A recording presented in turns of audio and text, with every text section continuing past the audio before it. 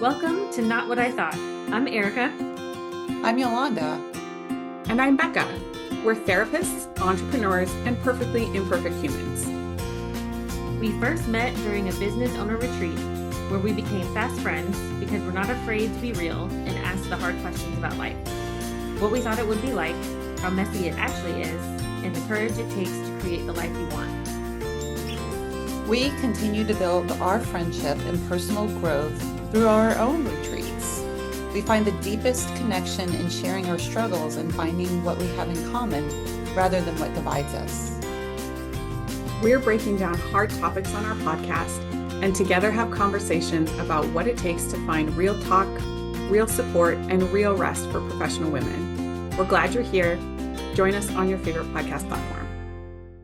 So I would like to talk about retreats today. Okay, and first off, let's acknowledge that the reason that we're all here together is that we are on retreat together. This has been on the calendar for months. Yes. For months. And like anytime retreat with Becca and Erika is on my calendar, I'm like counting down. And then we were like, we've all been messaging each other back and forth. It's like this many days, this many hours. I'm on it. I'm almost there. I'm at my house. You need to know every step of the thing. Yes. I'm in the bathroom now, so next I'm going to go here. Okay, well, maybe not quite that extreme. Well, So I did Friday night, I had a giant, like my favorite veggie burrito for dinner. And I'm like partway, and it's like spicy and beany. Yes. And I'm And like, you're like, I'm partway through the burrito, and I'm like, I am traveling all day tomorrow. Yes. This was maybe not Right, life choices. Yeah. And I did consider, maybe I should send a polo and they'll think it's funny. Oh yeah, that would have been great. I think it would have been funny. Yes, it would have been great. Because we've all been there. Right. We've all totally been there, especially flying across country. Right. Yeah. I'm making bad choices. What do I do to myself? Yes. So and we have come together like this. We've done this regularly for years, literally years. We were just talking about like how long we've known each other, and we will travel across the country literally to spend time with each other.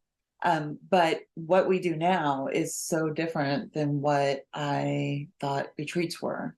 Yeah. So tell us about your not what I thought it would be experience with the business retreat. So the first business retreat that I went on, just a well-known business coach and gives great information, great coach. And they were like, we're gonna do this retreat. And I'm like, oh, that feels really like big and out of my, like, I feel like I would be really out of my element. Like everybody who's going to go there is going to like have all their shit together and know what they're doing. And like they're proper entrepreneurs and business owners and like all of that. And I got there and I was like, everybody has their shit together. But I actually, made some really long-lasting connections there as well. It was just a little bit more effortful because it didn't like the structure and the framework of it didn't feel the same as when the three of us met. Right. Yeah. So it was just, it was a growing experience and I'm glad that I did it. And there's a little piece of trepidation from that I carried forward to, when we were doing business coaching together, we were in the same kind of coaching group and had a retreat experience there. Yeah. And the first one that I went to, which I think was the year you weren't there, I think I was there the next year. Okay. Yeah. So the first time that I went, I had never done something like this as a business retreat. I was feeling a lot of that imposter stuff because I interacted with enough of the people online to kind of have a sense of what their business was. And I felt like, I don't know what I'm doing. And I think that I'm the lone little person there that like isn't going to fit in and doesn't really belong. And it really ended up being a pretty transformational experience for me in terms of having those expectations what am I trying to say? Subverted, right? Like everything that I expected to happen didn't. Yeah. and was really surprised to find that like, oh, these are my people. This is a group where I fit in, and we're swapping ideas about different things. And I was surprised that I had ideas about blogging or something that I was doing well, that someone who I thought had it all together was like, oh, that's a great idea. Can you tell me more about what you're doing? Oh, really? They're asking I me know, first, right? Wow. And you know, I think there was something to me working through some of my own stuff and realizing that I belonged there. And I think there's also something to the way that that particular event was set up that maybe supported that in a different way. You want to talk about your experience? Yeah, I definitely did something at my first retreat that I never thought I'd be doing in a million years, which was crying in front of 25 strangers in the first like hour that we were there. So that was good. And actually really was good. It really was. Yeah, I think going into it, I was definitely nervous, the same as both of you.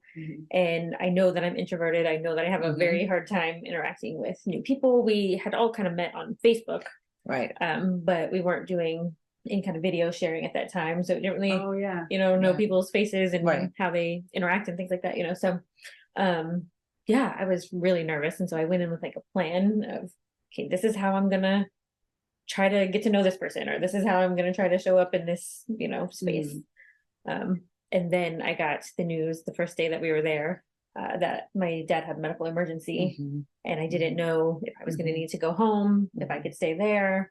So there was really a lot going on. And I'm just not a person who expresses emotion easily, vulnerable emotions in front of other people. And so, I started the first sentence of our intention setting, and then it was just, so many tears. And I think everybody was really supportive, and people asked me all weekend for updates and different things. And so, definitely not what I expected going in. Right. We're going to have an emergency in like a family of origin crisis. Right. Yeah. But then I think the same kind of feeling of like, okay, these people get it. And there's not even a question of how could you not be flying home right now? Right. Or why would you fly home right now? Right. There was like the automatic understanding, like this shit is complicated. Yeah. Do each of you think that you expected yourself to have kind of the professional veneer on during the retreat? A little bit. I think I expected it to be somewhat casual just because of the itinerary. Right. Doing fun activities and things like that. But for sure, when you're meeting other professionals, there is a little bit of the, okay, well, I need to make sure they understand that I'm smart or something. Do you think that I'm smart yet? Do you think we need to keep talking? Do we know what we're doing? Right. Yeah, I'm thinking about this part that I don't think that I had connected until like right now in this moment, which is it's partly about the other people who are there, but I think it's a lot about who the organizer is. Yeah. And because I'm thinking, what was it about going into that event? I think there's part of, I had a sense of who the organizers of this event were and what type of people they attract and bring into their program. And also just a trust in, if they say that really you can choose what you want, that you can choose your activity and that will be okay, right? Where maybe at other events they'll say, oh, you can come to what you want to, but really there's the expectation. The expectation is that but you're not coming. Right? And I think that what you just hit on was the difference between my first experience and the one that we all shared, is that kind of intention setting by the creators of the event, and like the space that they created for us to enter into, that helped us to feel like we're 5 minutes into this and I'm crying, like I was not expecting that. Nor am I ashamed of it. Right. So I think that that's definitely was my experience too. I also think that there was a much more, a greater emphasis, even though they both kind of had this rest and play kind of, like work and play kind of dynamic going on. Like you really felt that in the event that we were at, as opposed to like, we're going to say that we're doing this, but maybe not. Right. Yeah, can you say more about that? Like, how did it feel like work, or it felt like play, or neither, or both? Like, The first was like, well, we're gonna balance work and play, but really it's about the work. Where in the event that we've, the events that we've attended, it's no, really, we're gonna play now. No, really, yeah, I agree. we're Like, putting the we're stuff away. disconnected. We're not asking any more questions. Yeah, that's it. Yeah. Yeah.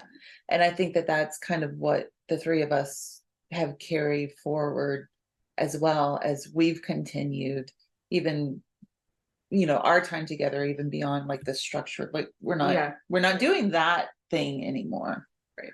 So yeah, maybe we talk a little bit about what our retreats that the three of us do, the four of us, because my husband is part of them Yes, too. he is. So hi, Shaman. Hey. So any thoughts about that? Am I will jumping the gun? No. I would say one thing that I think it's important to differentiate what we're doing when we talk about having a business retreat, right? Because it's different than like attending a conference. Yes. And it's also different than maybe a get work done day. Yeah. Because sometimes you need those. I need to step away from my regular business, not work in the business, but work on the business. And I have to just like, get all I need this to bang stuff. it out. This project, and I'm gonna get it done.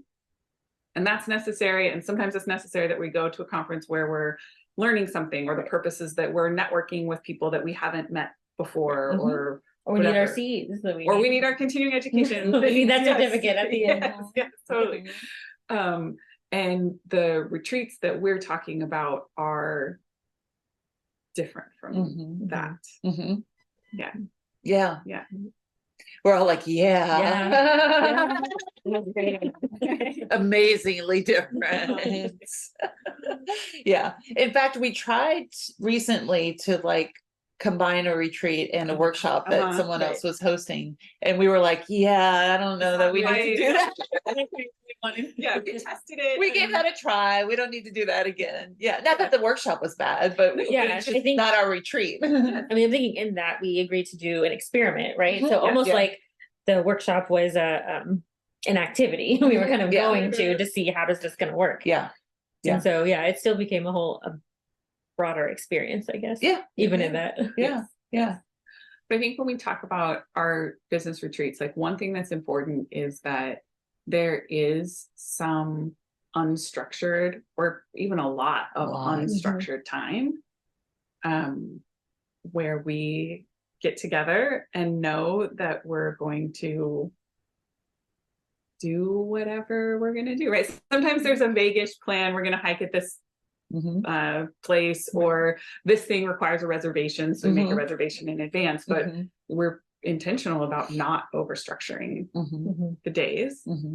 And that gives space, I think, for some of the bigger questions that we have often about our businesses or careers in general, right? Or where the career and life stuff intersects and overlaps. Like the open space gives opportunity for those things to be able to come to the surface. And then there's so much more creativity in how we talk about them as well. And that's part of what being unstructured allows for. I mean, thinking about the trip last year where we all met in an airport and then had like a 6 or 8 hour drive or something. And we talked the entire time. The conversations that we had in the car were epic. And not even a breath, really. We talked, we stopped for lunch and sat down and talked the whole time through lunch. And then we got back in the car and kept driving.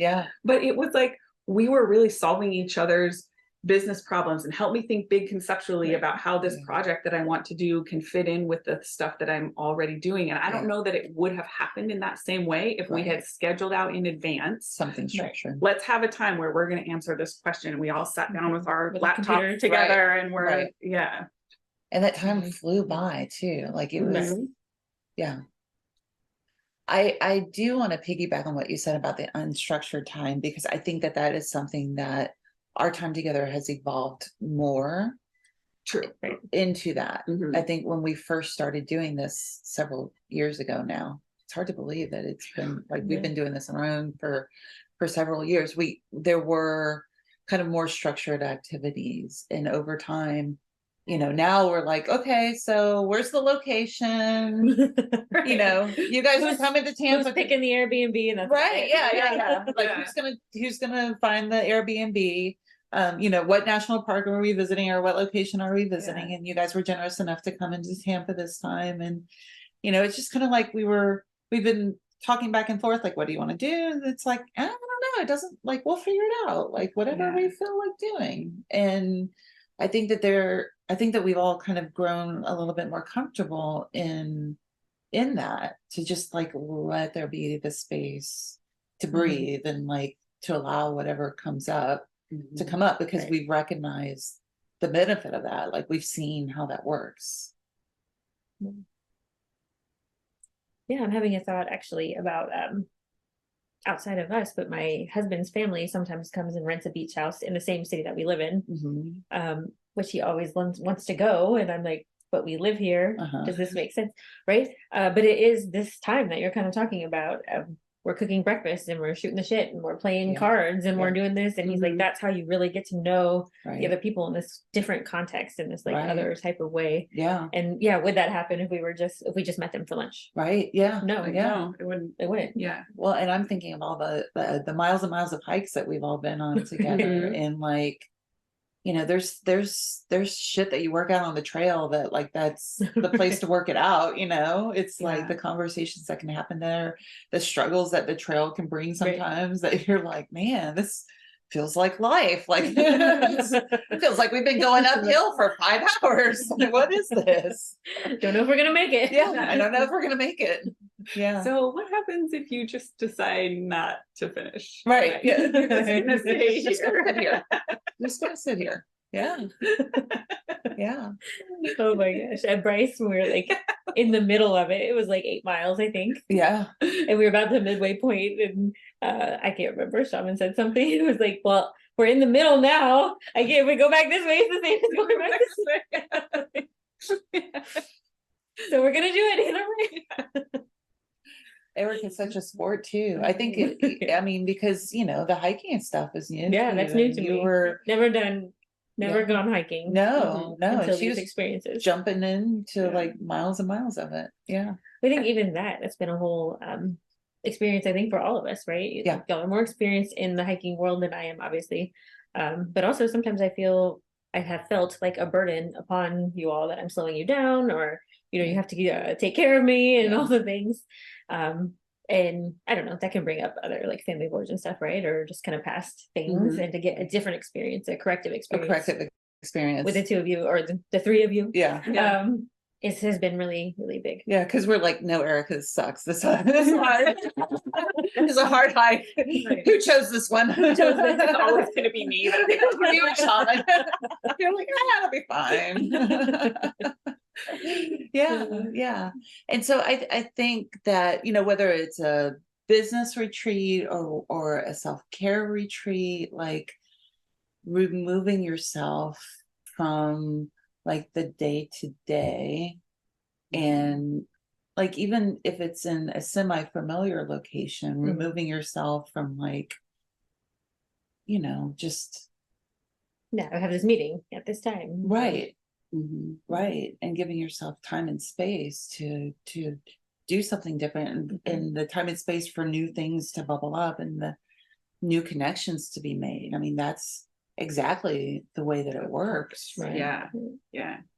I think there's something strategically too to trying new things and going places that you've never been before. Right. So like the hiking was new. We've done a sound bath. We did what were those? The cups. Yeah. We did a cupping class. We've done a breath work. And it's, I think part of the strategy for that is not just, oh, here's this new self-care thing that now you have to carry forward for forever and become part of your routine, but that when we do these things that push us outside of our normal comfort zone, we're forcing us to go and explore new places. It's like, that's part of what kind of breaks open our rigidity Yes. in our thinking, and that allows for the creativity for all the other Yeah. things. So does it really matter that no, it doesn't matter what the thing is. Like, Right. we're going to try something new Right. every time we do it. And it kind of doesn't matter so much what the new thing is. It matters that you pushed yourself out of your comfort zone, that you made space for all of these other things. And then in terms of the people that you're with, that's also part of what creates the bonding, is that we tried something new together, and we have now like stories that we laugh about because Can I tell my paddleboard story? Sure. Yeah. Okay. Paddleboarding, you tried. Yes. So the first time I was really introduced to paddleboards was at that first retreat, not the one that we attended together, but the first one. Yes. And so I observed people on the paddleboard, and I was like, wow, that looks really amazing. And I don't think I can do that. Like, I'm not going to do that. Like, I really want to, but what would happen if I fell off? Right. So I didn't do it, but I couldn't stop thinking about how I wanted to do it afterwards.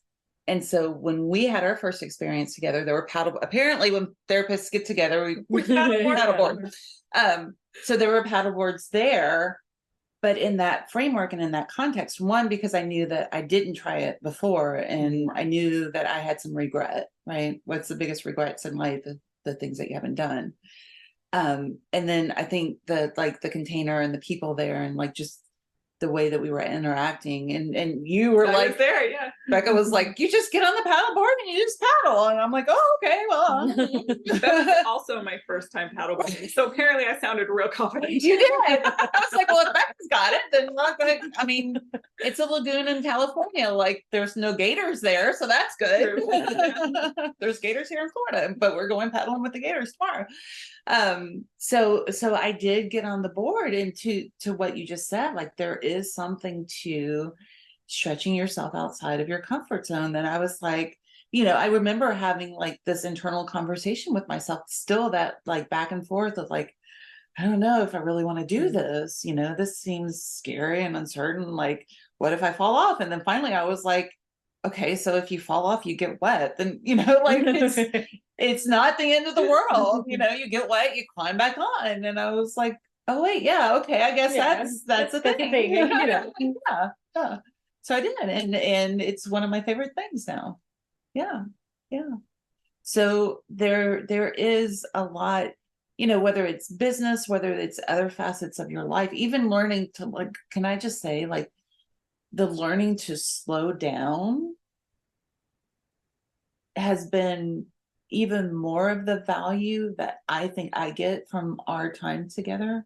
Like the learning to slow down and like not necessarily pushing all the time with business or with getting things done, like having the breathing space and learning with that, like, yeah, you can let things breathe and it's not going to fall apart. That's been a big takeaway personally and professionally for me. Yeah. The business will still be there. The business will still be there. And I might not hate my life and everyone in it if I do take a break from it, like. Because there are other times in the year that I will sort of take time off, but not really cancel everything. Right. Maybe when, there's family in town or whatever, that I might not see as many clients, or I may move some meetings, but I'll still show up to be the clinical supervisor to my staff or whatever. Right. And aside from when our office is closed for the holidays, or maybe if I'm somewhere that I'm out in the woods and there's no cell reception, this is like the only time that I really cancel everything. Yeah. Like I find someone else to fill in for me as a supervisor when I'm here. Yeah. And on the one hand, that's nice for the slowing down. Yeah. It's also nice for like to feel not the weight of that responsibility always.